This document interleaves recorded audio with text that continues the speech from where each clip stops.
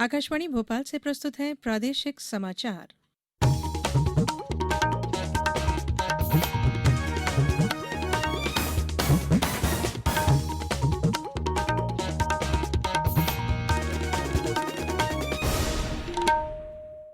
नमस्कार, समाचारों के साथ मैं धारणा सचदेव।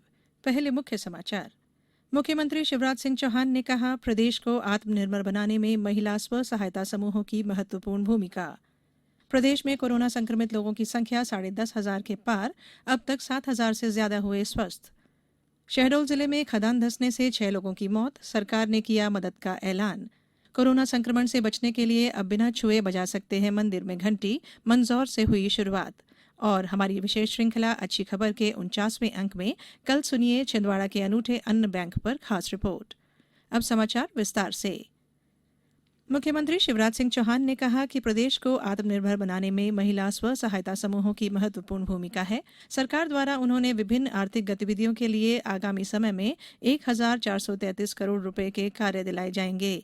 स्व सहायता समूहों की महिलाएं अपने गांव और क्षेत्र की आवश्यकताओं के अनुसार स्थानीय वस्तुओं का निर्माण करें, उन्हें बाजार उपलब्ध कराने में सरकार उनकी मदद करेगी। मुख्यमंत्री आज मंत्रालय से वीडियो कॉन्फ्रेंसिंग के माध्यम से प्रदेश के महिला स्व सहायता समूहों की लगभग 10,000 महिलाओं को संबोधित कर रहे थे। उन्होंने कहा कि सरकार आपकी आमदनी बढ़ाने के लिए प्रयासरत है।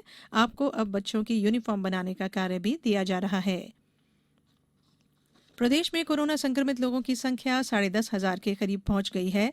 वहीं इनमें से 7,2500 से ज्यादा लोग स्वस्थ होकर घर लौट चुके हैं। देवास में आज 6 नए कोरोना मरीज मिलने से पीड़ितों का आंकड़ा बढ़कर 159 तक पहुंच गया है। शहडोल जिले में कोरोना के 4 और मरीज ठीक होकर घर भेजे गए हैं। जिले में कोरोना के कुल 16 मामलों में से अब तक 10 पूरी तरह स्वस्थ हुए हैं। अशोकनगर जिले में आज एक नए कोरोना मरीज के मिलने से संक्रमितों की संख्या बढ़कर 41 हो गई है। जबलपुर में भी आज एक संक्रमित के मिलने से संख्या बढ़कर 308 हो गई है। इनमें से 229 लोग स्वस्थ होकर घर लौट चुके हैं।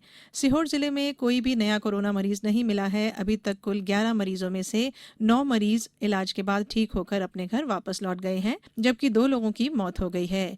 कटनी जिले में आज एक ही परिवार के 4 सदस्य कोरोना संक्रमित पाए गए हैं। अनूपपुर विधानसभा उपचुनाव के लिए ईवीएम और वीवीपैट की एफएलसी 22 जून से होगी। पहले ये 15 जून से कराई जानी थी।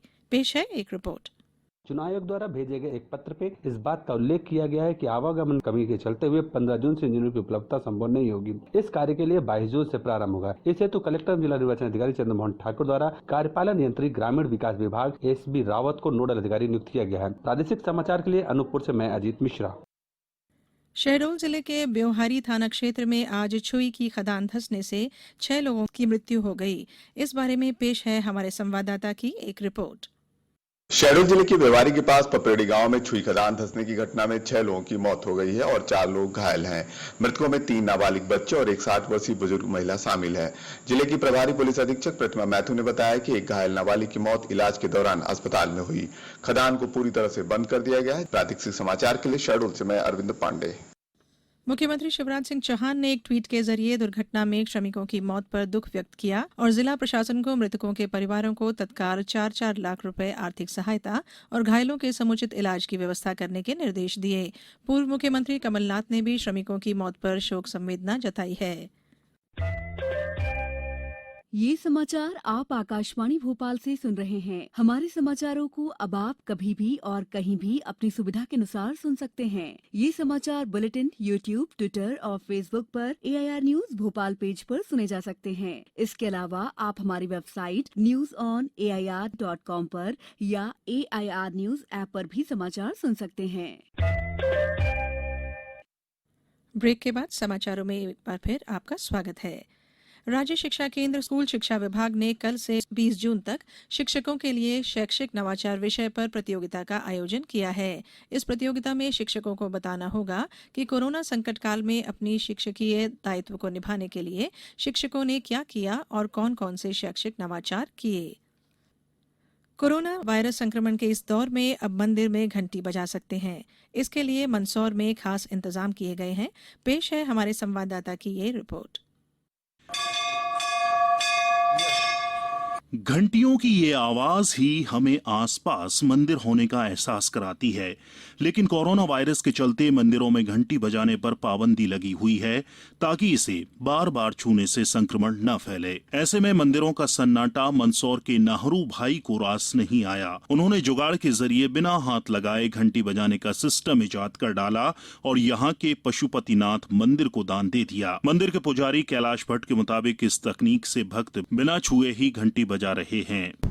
घंटी बजने से आरती होती है, सबको खबर लग जाती है, इसलिए आज एक ऐसी यंत्र लगा करके घंटी को स्पर्श नहीं कर सके और घंटी बज सकती, ऐसी नारू भाई ने यंत्र बनाया। श्रद्धालु भी इस पहल की सराहना कर रहे हैं। बिना छुए हम घंटी बजा सकते हैं, इसके लिए नया कुछ देखने मिला, बहुत ही अच्छा है। ऐसा हर एक दार्शनिक स्थल पर होना चाहिए जिससे भक्त जो होते हैं उनको परेशानी ना हो।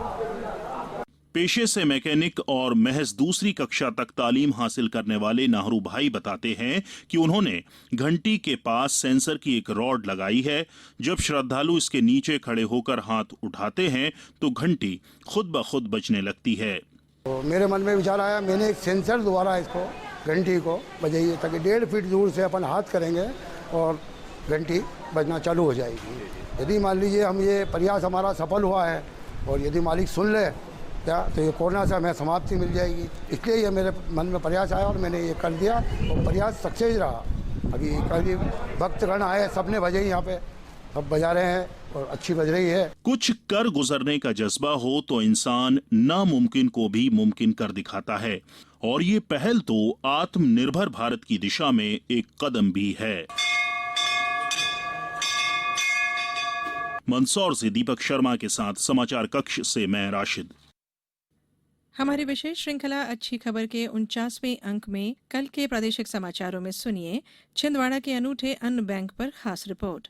अच्छी खबर में आप हर रविवार रूबरू होते हैं प्रदेश के किसी भी इलाके की उस खबर से जो सकारात्मक है और समाज को दिशा देने में मददगार हो सकती है। लॉकडाउन के दौरान आदिवासी बाहुल्य जिले बैतूल में तेंदुपत्ता संग्राहकों के लिए पारिश्रमिक और बोनस वितरण खुशियों का सबब बनकर आया है। वन विभाग ने अब तक जिले के 81,937 तेंदुपत्ता संग्राहकों को 25,53,55,000 रुपए का पारिश्रमिक और बोनस वितरण किया है। जैविक खेती को बढ़ावा देने और कम लागत में अधिक फायदे की खेती करने के लिए किसानों को प्रेरित करने के उद्देश्य से आगरमालवा जिले के ग्राम रलायती के श्री राम समूह की सदस्य भग्गू बाई द्वारा आजीविका मिशन से प्रशिक्षण प्राप्त कर जैविक खाद का निर्माण किया जा रहा है। NRLM की जिला प्रबंधक ने बताया कि भग्गू बाई ने जनवरी 2020 से केंचुआ खाद बनाना शुरू किया था तथा अब तक 70 क्विंटल खाद तैयार कर चुकी है। खाद के विक्रय हेतु उन्हें किसानों से ऑर्डर भी प्राप्त हो रहे हैं।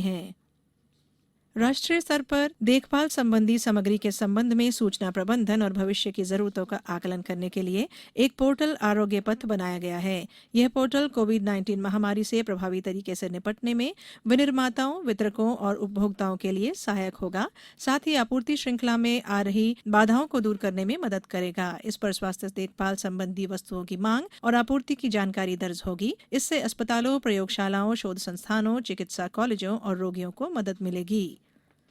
प्रदेश में दक्षिण पश्चिम मानसून के कल दस्तक देने की संभावना है। मौसम केंद्र भोपाल ने अगले 24 घंटों के दौरान प्रदेश के जबलपुर, इंदौर, होशंगाबाद संभागों और हरदा जिले में भारी बारिश की चेतावनी दी है। वहीं रीवा, सागर, भोपाल, ग्वालियर, चंबल, उज्जैन, शहडोल संभागों में कहीं कहीं बारिश या गरज चमक के साथ बौछारें पड़ सकती हैं। वहीं प्रदेश के कई जिलों में आज भी प्री मानसून बारिश हुई। शहडोल और सतना जिले में आज बारिश होने से लोगों को गर्मी और उमस से राहत मिली। सतना जिले के ग्राम बुढ़ागर में आज बिजली गिरने से युवक की मौत हो गई। जबलपुर में भी आज हल्की बारिश हुई जिससे लोगों ने गर्मी से राहत महसूस की। पिछले 24 घंटों के दौरान प्रदेश के उज्जैन, इंदौर, होशंगाबाद, शहडोल, जबलपुर, भोपाल, रीवा, सागर और ग्वालियर संभागों में कहीं कहीं बारिश दर्ज की गई। सबसे अधिक 10 सेंटीमीटर बारिश जुनार देव में दर्ज की गई।